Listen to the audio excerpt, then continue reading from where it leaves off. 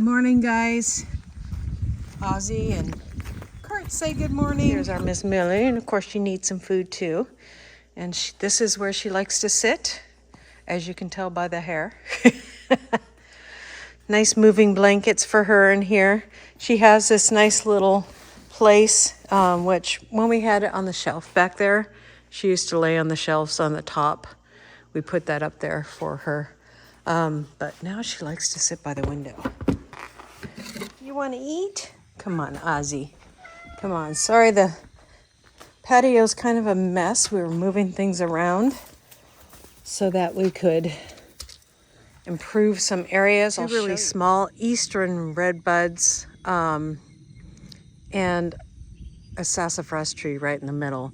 So eastern redbuds with a sassafras tree, and then two eastern redbuds, really small ones, with a sassafras tree behind it. And that one, I forget the name of it, and then Chris ran over this eastern redbud, unfortunately. We love eastern redbuds. So we had equipment hanging out here. As you can see, the bare patches, but those will fill in.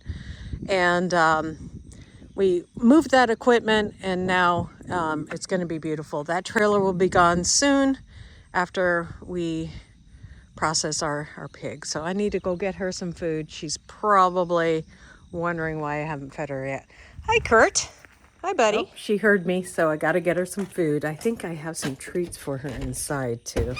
She had a bunch of buns last night. We had some people come over, and they fed her by hand and enjoyed that. So,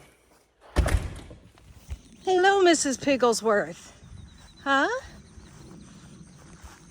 Hi, sweet girl.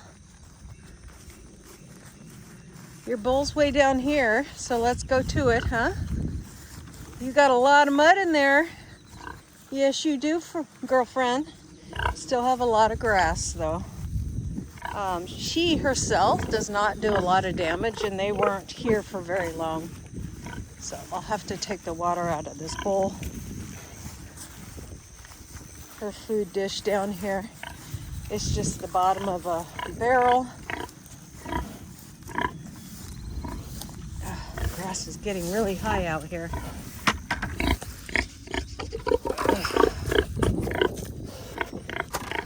Okay, how you doing, girl? Hi. Let's give you your food, huh? There we go. I'll bring you some treats later. How about that? Oh, sweet baby.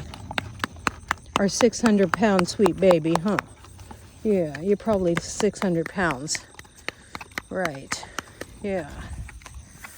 My goodness, girl. My kitty friends always follow me. You can see them over there as I do chores around the homestead. It is a beautiful morning because we had some storms go through and water everything really nicely. So there's a little wood chips around the trees, and so they like to go to the bathroom in there. You guys are so cute. Okay, now we're gonna go feed the chickens and see how the baby chick is doing. I don't have to water it all today because it rained hard enough. What I look for when it rains on the homestead is I look for a lot of puddles forming. And if a lot of puddles forming and when I walk in the mud, it is muddy, then I know it's rained enough to give me a good watering. So happy about that. I just have to water the plants that are under, and I always check my pots because for some reason pots don't always get the same amount that, you know, plants would get in the ground. And like, I may not have to water everything for a couple of days, but I still have to water the stuff in the pots. So what I'm talking about, there's nice puddles all the way around And when I walk in this area, it is muddy. So I have my mud shoes on. Not too muddy, but enough to sink into it like so. And so I know from that very experience that I don't need to water today. So God watered for us. Unfortunately, these round of storms, just saw a baby rabbit running out of the garden, have brought up some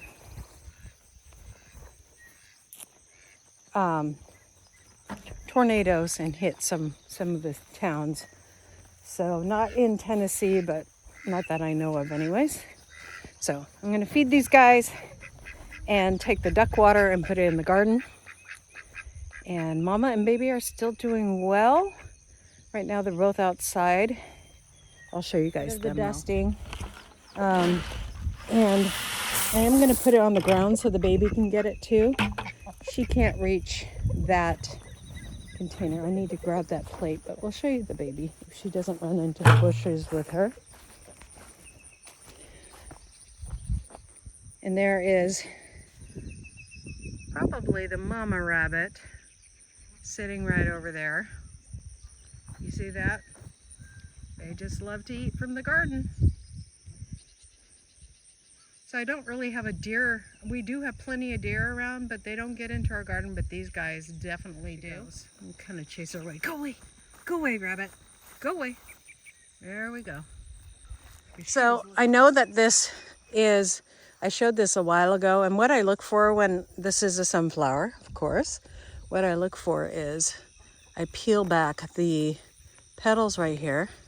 Each one of these is a little flower, and then I can see the seeds underneath. So soon I will just cut off this head, and then we'll probably plant more of these seeds here.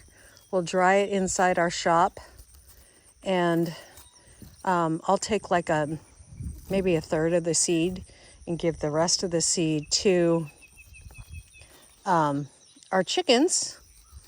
A good thing to look for when these petals start falling off, and then the head of the, it's pretty close to ready. These, if they're too tight and they don't come off, it doesn't look like these are germinated very well in the middle. So I'll just leave it a little while longer, and hopefully some bees come by and germinate that. But these outside ones are definitely done. So it's good to know. And then you just hang it up and dry it. And that's how you take care of that. So I have some hanging in my shop now. I'm going to be very careful as I approach, because the baby hides underneath the chicken house. But I will kind of just focus in, and you can see she's right behind that rock there. And she is doing fantastic, and Mother is taking very good care of her. So the reason why she's freaking out so much right now is this right here, and she's getting vocal because of it. So, and then he goes on alert when the cats come around too. So he's like, I'm watching that cat. Don't worry, Mama. I got eye on that. And little baby, he'll follow her back out. But the cats leave it alone pretty good. So I'm going to walk away from here so the cat leaves this space, and she won't have to feel so protective of her baby. Come on, kitty, kitty. Come on. Yeah. He's a good kitty, Ozzy. Come on. So this is our garden. I have not been able to weed whack. We have blight on the bottom of our tomatoes, and that happens every year here. I could have thinned these out better, but of course I went through that procedure. So tomatoes are doing fantastic though still. So I don't worry about the blight. These are ox hearts and Amish ox hearts. And then in between here we have, this is passion flower. And I like to pick up the flowers, and at the end of the season, I'll pick a bunch of leaves. I have leaves in the house, so I'm gonna grab these flowers before I go in. And then this is the Amish paste, getting nice and big. So I'm gonna plant those again. I really like that they're doing so well. And then this is we have a bunch of, I need to weed this bed again. We have a bunch of jalapenos lining both sides here. And then we have some pumpkins in here.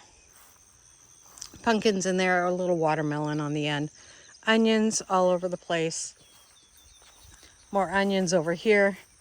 And then we planted some pumpkins in here. And it looks like they're coming up over there. Finally got enough water.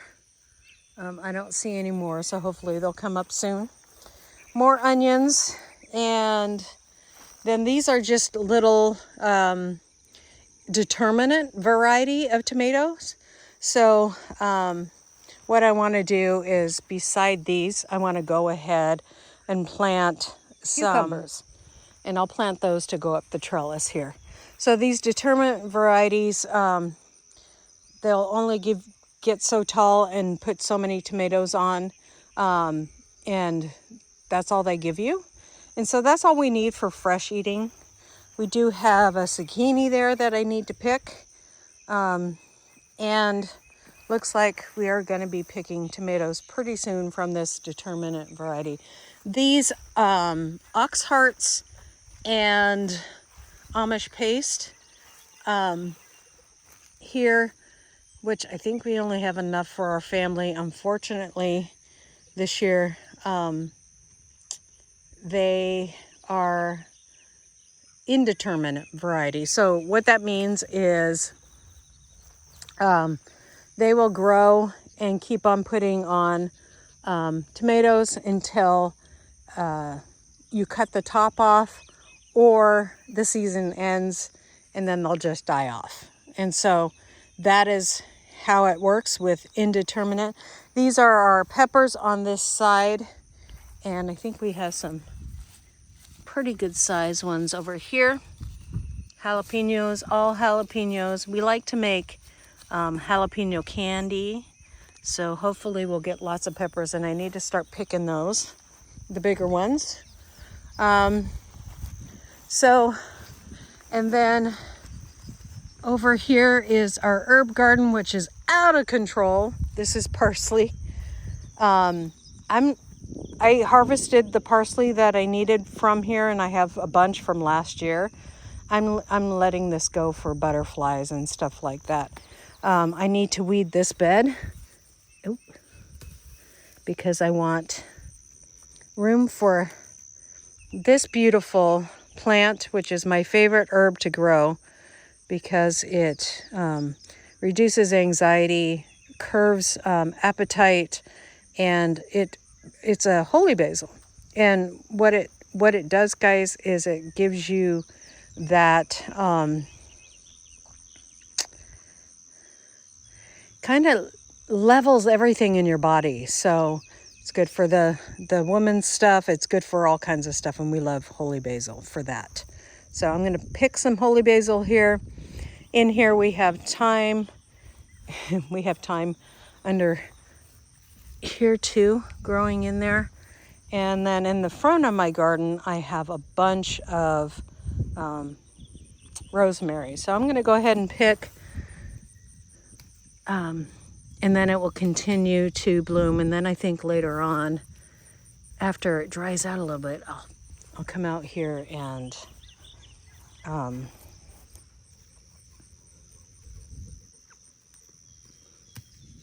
then we have some mint here. I think that's catnip.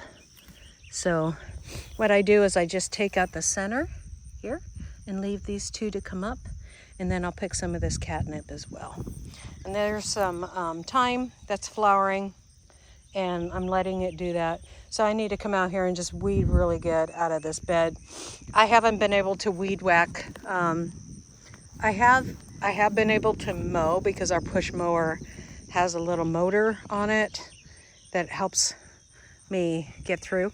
Oh, and I wanted to show you guys, this is mountain mint. And it is great for tea, so I'm going to pick a bunch of that later today and we'll process that too. It's just great for tea. It's good for fevers.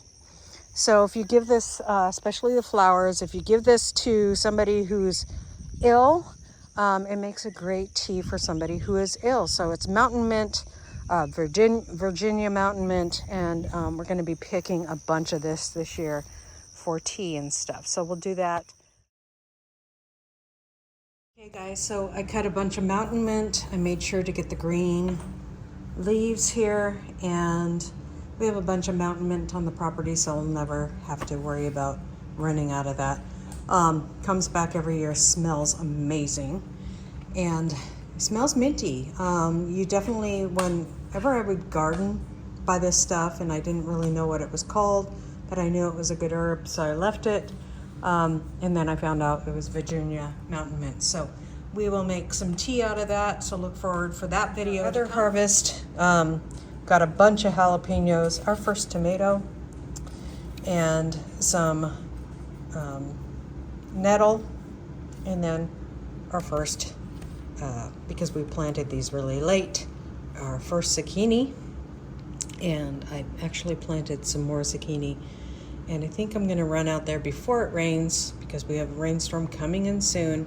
And I'm going to plant some cucumbers. So we will see you guys next time here on Hedgehog's Homestead. God bless. Bye.